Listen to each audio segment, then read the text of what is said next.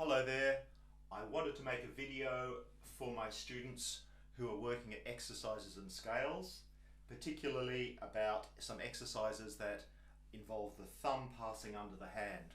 Well, I'll make two videos. The first one will look at exercises for this by Max Cooke from the Young Pianist's Tone, Touch and Technique book, this one. And the second video will look at some exercises for this by Raphael Josephi. So first of all, Max Cooke's one from, which chapter is it? Chapter 2 for Scales and Arpeggios, exercise 4. It is hand separate. It sounds like this.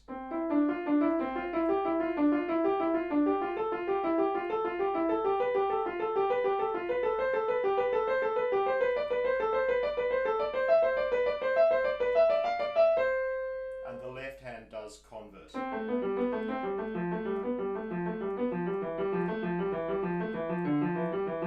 Etc. going down. What is that doing? So it is practicing your thumb coming under finger 3 and then your thumb coming under finger 4 by changing the order around. It does that all on C, then it goes to D, same pattern. 1, 3, 2, 1, 2, 3, 1, 4, 3, 1, 3, 4. Then it moves to E, the next one up the scale. 1, 3, 2, 1, 2, 3, 1, 4, 3, 1, 3, 4, 1, etc. going all the way up. I like to write the fingering in for this until we really know the fingering pattern very well. It wouldn't hurt to write the fingering in on every note. Tempos for this, you could do it any tempo. Something like that, or you could. And the tempo that you practice at will probably be determined by what you're trying to achieve. Obviously, this the sense of gesture is very important. As we know, the thumb going under a scale must be ready early, so this will make your arm move out. Probably the arm will be in a straight line behind the finger that's playing, and it will have a sort of circular flowing movement, as is normal when we're moving away from the center line of our body here. Often the movement is going down and out and then coming up and in. So you often have that movement, you less frequently have that sort of movement. So here we could have it down and out, up and over, down and out, up and over.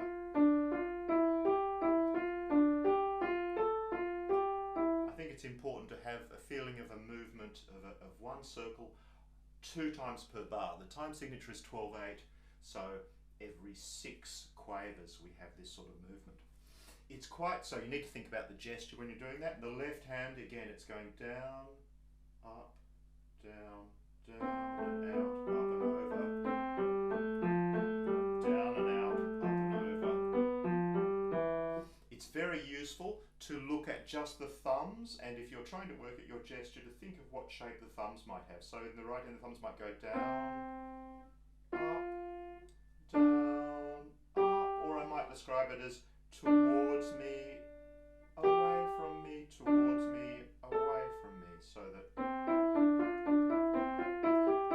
we don't. I don't think that's much good for really fast playing, particularly if you were playing a sort of jig, a compound quadruple time to this. So it's useful to practice the thumbs by themselves. Also finding out where they are, then adding the other notes. Quite common that this note is not really controlled or is stiff. So it's also quite good to stop on some of those notes. I like to stop on this one. Get it free. Go to there to get it free.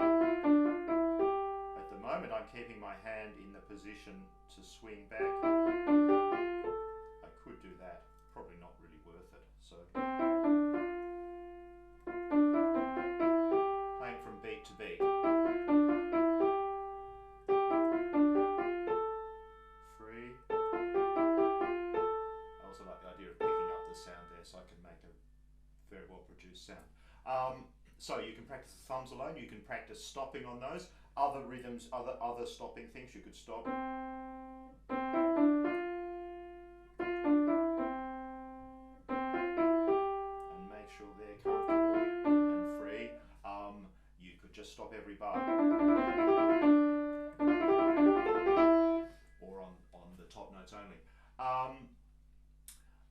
once you're good at this, in terms of the touch, perhaps we should be trying to make quite a legato. Obviously in our scales we don't want, we're after, so that the thumb passage is easy and the sound is good. One thing to think about is where you're playing on the thumb. Playing on the corner rather than the flat part is often quite good. That means that you're able to do this phrasing movement. Once you know it quite well, with something like this, it's always good to apply different rhythms. So we have a triplet rhythm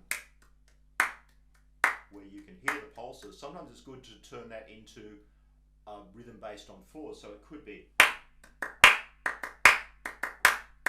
or it could be,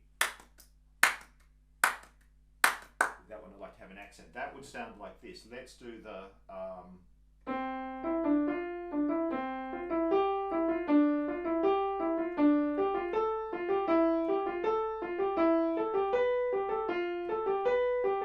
want to make sure I keep moving through the long note in that.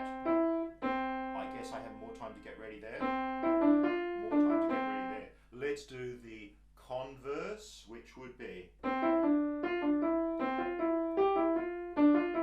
this gives me more time to get the thumb ready, more time for that to be ready, more time to get back there. After doing those, it should be easier to do that. So you can apply all sorts of rhythms, dotted rhythms.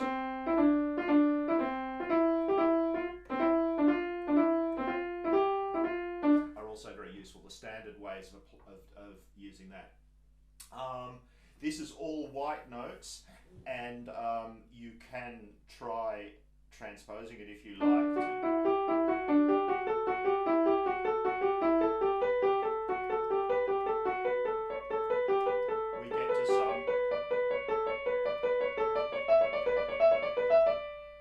We get to some strange things that wouldn't happen in scales so much with thumbs on black notes. But when you come to practice your scales, it is useful to apply this exercise directly to the scale you're practicing. So for example, if I was having trouble with, what will I have trouble with? If I was having trouble with E major or something, I'll take the little passage that has 1, 2, 3, 1 and I'll just work this exercise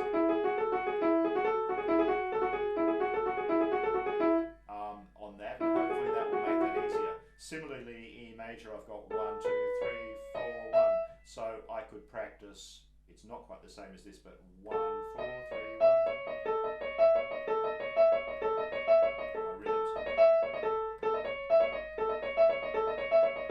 And then hopefully it will copy that. So that's a little introduction to this exercise 4 from the Young Pianist Tone, Touch and Technique for thumb passage. I think it's quite useful. I find it quite easy to learn once you know the patterns and the fingerings. The other advantage of it is it's hands separately, so you don't have great hands together coordination, although I guess you could do it hands together. That's interesting.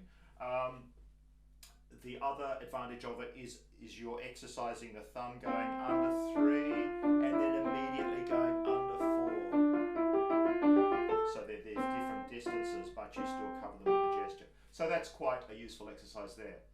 Let me know what you think. If you practice it, try it, see how it goes. So that's an introduction to that, and I'll link it in the description about the book and a little bit more about the exercise. And I'll also make one about some Giuseppe exercises for the same issues of thumb going under and hand going over. Okay, thanks very much. See you later. Bye.